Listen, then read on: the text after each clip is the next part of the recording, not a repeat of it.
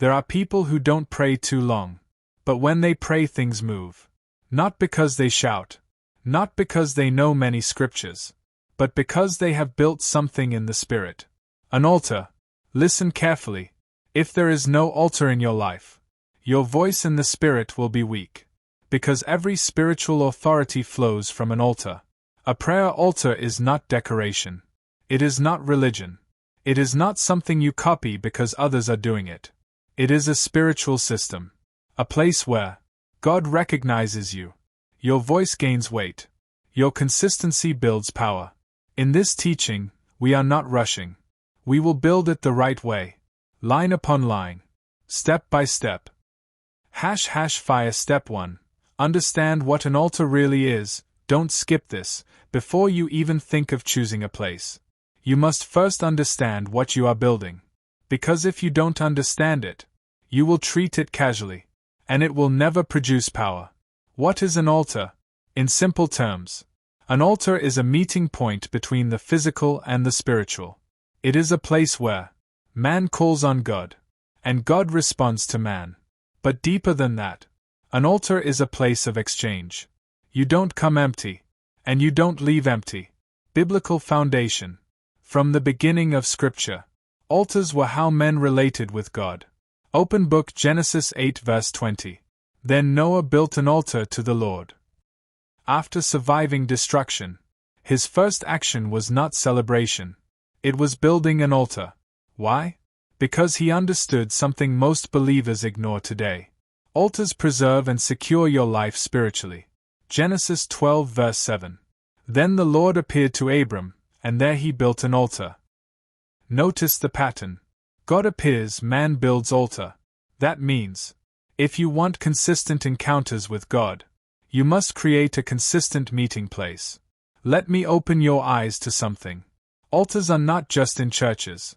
Altars are built in homes, built in hearts, built through consistency, even in negative ways. People who practice darkness also understand altars. Which means, whether you like it or not, altars control spiritual activities. So if you don't build one for God, you are already at a disadvantage. Why many people pray but see no results? Let's be honest. Some people pray, today here, tomorrow somewhere else. No consistency, no spiritual structure, so their prayer life becomes scattered. But an altar does something powerful. It gathers your spiritual energy into one place. It builds focus, discipline, spiritual weight. Understand this principle. God is everywhere, yes, but He manifests differently in places that are consistently dedicated, consistently used, consistently honored. Exodus 33 verse 7. Moses took his tent and pitched it outside the camp, and called it the tabernacle of meeting. It became a designated place. Not random, not casual, intentional. What makes an altar powerful? Don't miss this. It is not expensive setup, candles, decorations. It is consistency, sacrifice, presence of God. Sacrifice, the missing ingredient. Romans 12 verse 1. Present your bodies a living sacrifice. Every altar requires something. In the Old Testament, it was animals. Now, it is your time, your focus, your discipline. That is why many people don't have power. Because they are not giving anything consistently.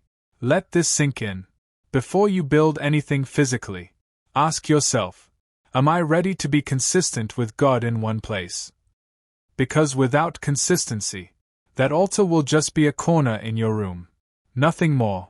Now that you understand what an altar is, why it matters, what gives it power, then, and only then, you are ready for the next step. Because many people jump into this part and get it completely wrong. Step 2. How to choose the right location for your altar. Not just any place, but the kind of place that attracts God's presence, minimizes distractions, and helps you stay consistent. Stay with me, don't rush this process.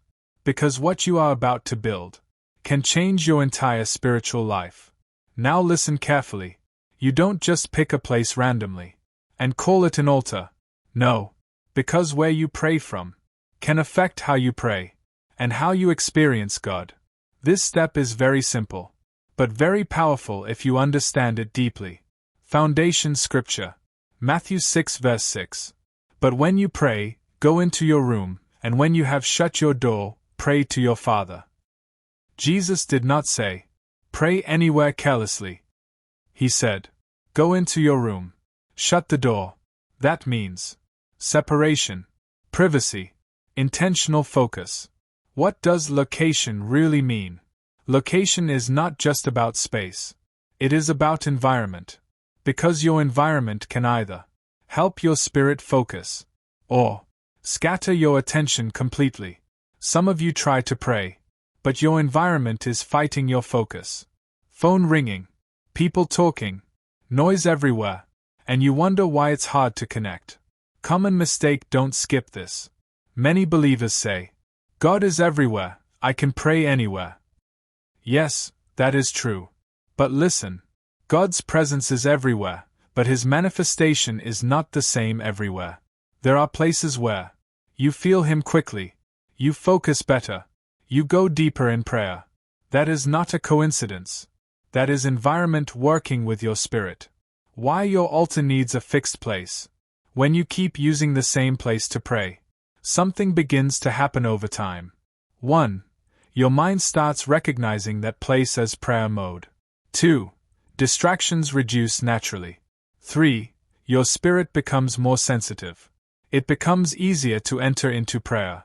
Luke 22 verse 39. And he came out and went, as was his custom, to the Mount of Olives. Did you see that? As was his custom. Jesus had a consistent place. Not random. Not scattered. Consistent. 1. Choose a quiet place. It doesn't have to be perfect, but it must reduce noise. This could be a corner in your room, beside your bed, but not on your bed. A small space in your house. Why not your bed? Because your body already associates your bed with white right pointing backhand index sleep. White right pointing backhand index relaxation. So when you try to pray there, you start feeling sleepy. Choose a place you can use daily. Don't choose a place that people always pass through. You can't access anytime. Your altar must be available whenever you need God. Minimize distractions. This is very important. Before you call it an altar, check. Is your phone always there distracting you? Is the TV close by? Are people always interrupting? If yes, you need to adjust that space. Because attention is everything in prayer. Jeremiah 29 verse 13. You will seek me and find me when you search for me with all your heart. Not half attention, all your heart. Make it intentional, set it apart. Now listen carefully. This is where it becomes spiritual. Don't just say, I will pray anywhere here. No. Choose a specific spot. It could be one corner, one chair, one mat. Something your body and spirit will recognize. When you get there, your mind should already know. This is where I meet God. Spiritual principle, don't miss this. Anything you consistently dedicate becomes spiritually significant. At first, it may just feel like a normal corner. But over time, that place begins to carry peace, presence, sensitivity. You may even sit there one day and feel God before you even start praying. Confirmation in Scripture. Exodus 3 verse 5. Take off your sandals, for the place where you stand is holy ground. What made that ground holy? God's presence plus encounter. In the same way, your altar becomes holy ground through consistent encounters. Let me ask you something. Do you currently have a place where, when you sit there, distractions reduce? When you kneel there, your heart opens? When you pray there, you feel God more? If not, this step alone can change everything for you. Don't rush this step. Take time today.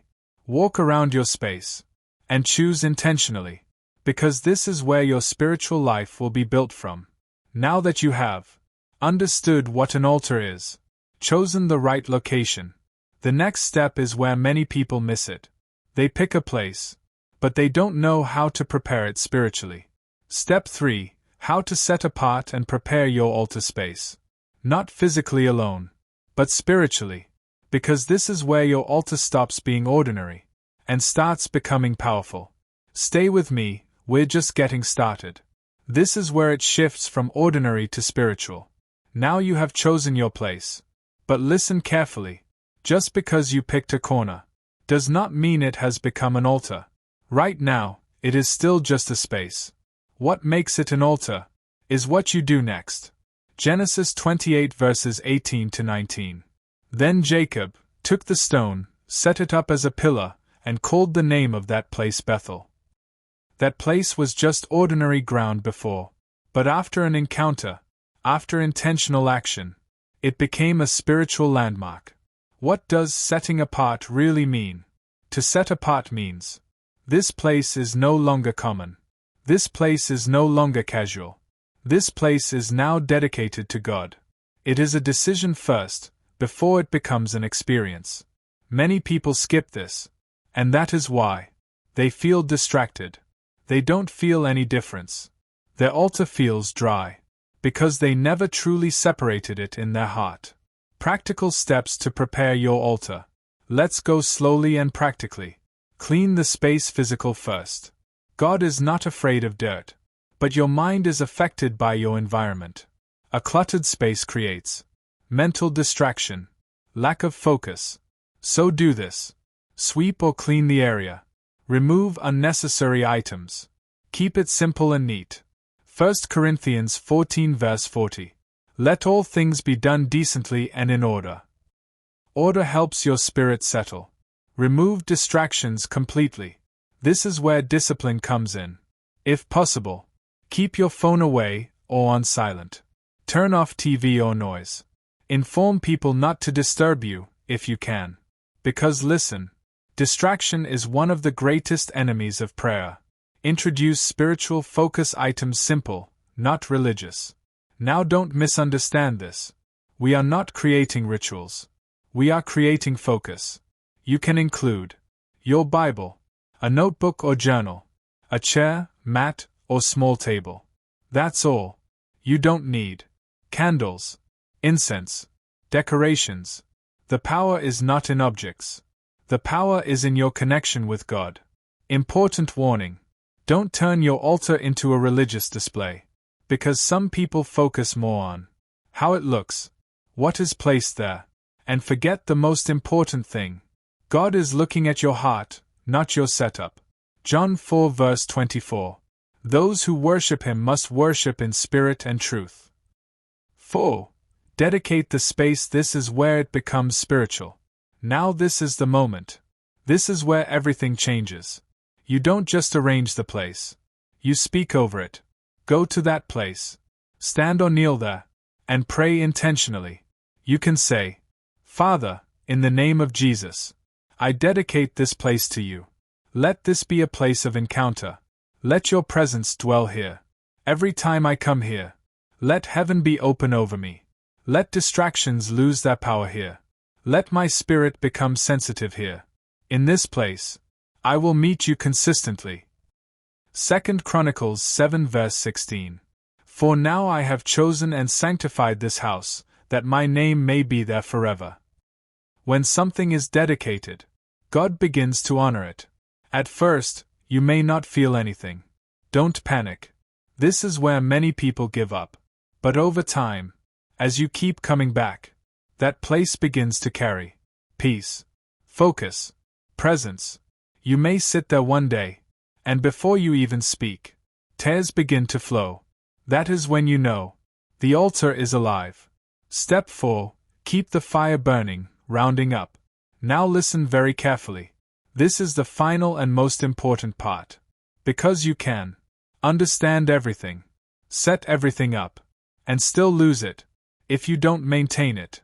Foundation Scripture. Leviticus 6 verse 13. The fire shall always be burning on the altar, it shall never go out. Not sometimes, always. The fire represents your prayer life, your consistency, your devotion. Truth you must accept. An altar is not built in one day. It is built daily. Not by long prayers alone, but by consistent presence. How to keep your altar alive? Show up daily even if it's short. Some days, 10 minutes, 15 minutes. But don't break the flow. Because consistency builds spiritual momentum. Be real with God. Don't come pretending. Come honest, open, vulnerable. That is where real encounters happen. Use the word. Jeremiah 23:29*L. Is not my word like fire? The word fuels your altar. Add worship. Worship softens your heart and invites God's presence deeper. Let me say this to you. Your altar can become a place of direction, a place of protection, a place of transformation, but only if you stay consistent. Some people are waiting for a prophet, a miracle, a sign, but God is waiting for them at the place of altar. And if you take this seriously, there will come a time when you don't struggle to pray anymore, because the moment you step into that place, your spirit will already be on fire. This is not just about setting up a corner in your room. This is about building a lifestyle of encounter, because at the end of the day, your greatest strength as a believer is not your talent, is not your connections, it is your altar.